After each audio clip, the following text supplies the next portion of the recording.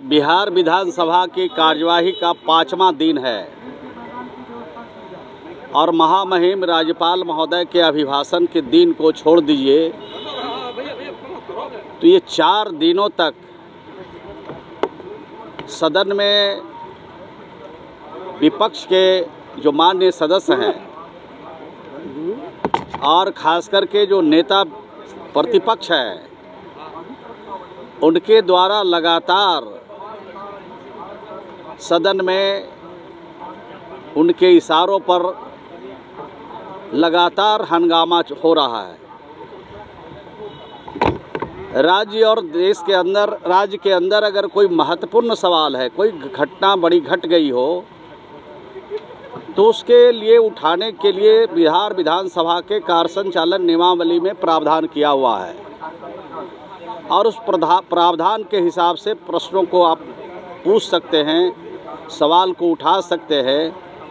लेकिन ये दूसरे ही दिन से देख रहे हैं कि जो बिहार विधानसभा का कार्य संचालन नियमावली है उसमें जो प्रावधान है उसकी धज्जी उड़ा रहे हैं, रोज कार्यस्थगन ला रहे हैं और कार्यस्थगन पर वो चर्चा चाहते हैं कि सदन की कार्यवाही शुरू हो और उस पर चर्चा हो जाए। तो ये नियमावली में प्रावधान नहीं है। और जब नेता विपक्ष है बिहार विधानसभा के माननीय अध्यक्ष के कुर्सी पर पदस्थापित थे, आसीन थे, तब ये नियमावली की दुहाई देते थे, कानून की दुहाई देते थे, संविधान की दुहाई देते थे। हम ये जानना चाहते हैं और बिहार और देश की जनता को बताना चाहते हैं कि संवैधानिक पद पर बैठा हुआ व्यक्ति, संवैधानिक पद का को अवेल किया हुआ व्यक्ति के आचरण में, व्यवहार में कैसे परिवर्तन हो, ये विधानसभा में देखने को मिल रहा है। तो बिहार की जनता का जो गाढ़ी कमाई का पैसा है उसी से विधानसभा का संचालन होता है और माननीय विपक्ष के माननीय सदस्यों का ज़्यादा सवाल है। और आज भी हमने देखा है कि 3 जो अल्पसूचित प्रश्न हैं 1, 2, 3, वो तीनों प्रश्न आज अल्पसूचित प्रश्न राज्य के ज्वलंत सवालों से जुड़ा हुआ है और भारतीय जनता पार्टी के माननीय सदस्यों का है। सदन के अंदर है लेकिन उसको पूछने के लिए नेता प्रतिपक्ष ने मना कर दिया कि कोई प्रश्न नहीं पूछेगा। तो आखिर प्रश्न लाते क्यों हैं? आप समस्या के हल करने के लिए आपको प्रतिपक्ष में बैठे हैं और आप प्रश्न ही पूछते हैं लेकिन उसका उत्तर लेने का आपको साहस नहीं है।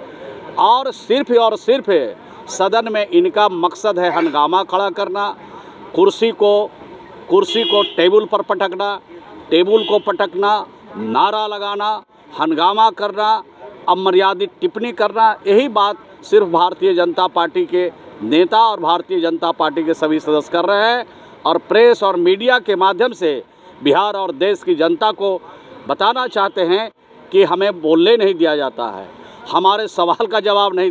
तो सरकार तो बैठी है कि जिन सवालों को आप पूछना चाहते हैं आप नियम के हिसाब से लाइए, हर प्रश्न का जवाब सरकार देने को तैयार है। क्या है कि आपके पास अगर कोई साक्ष्य है, हमारे संसदीय कार्य मंत्री ने भी कहा है, मुख्यमंत्री जी ने कल ही निर्देश दिया अधिकारियों को कि पूरी बात की जानकारी लें और वहाँ किसी प्रकार की दिक्कत बिहार के लोगों को नहीं हो, इसके लिए माननीय मुख्यमंत्री जी ने कल निर्देश दिया है। अगर किसी माननीय सदस्य के पास कोई साक्ष्य है, कोई टेलीफोन नंबर है वहाँ के लोगों का जिनके साथ कुछ गड़बड़ी हो रही है, जिनके साथ परेशानी हो रही है, वो सारा चीज़ अगर देंगे तो निश्चित रूप से उस पर अमल किया जाएगा और अमल नहीं बल्कि पूरी तरह से उनको सेव किया जाएगा और किसी भी कीमत पर उसके साथ दुर्व्यवहार या कुछ गलत काम करने की इजाज़त नहीं दी जाएगी। उनको पूरा प्रोटेक्शन बिहार की सरकार देने को तैयार। नेता प्रतिपक्ष ने टेलीफोन नंबर जो है मुहैया करवाया है पत्रकारों को, कह रहे हैं कि हमने बात किया, हमारे क्षेत्र के लोग हैं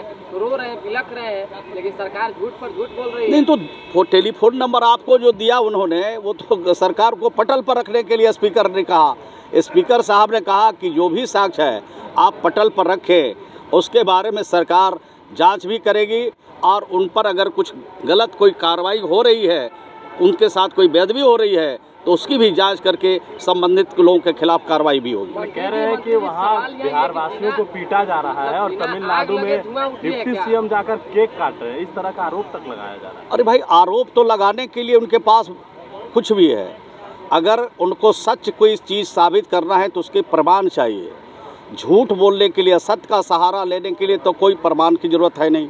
लेकिन अगर सत्य कोई चीज़ को प्रमाणित करना है तो उसके लिए प्रमाण चाहिए। उनके पास साक्ष्य और प्रमाण है तो सरकार के पास दें, पटल पर रखें, उसकी पूरी जांच होगी, निष्पक्षता से जांच होगी और जो इसमें दोषी होंगे उन पर कार्रवाई होगी।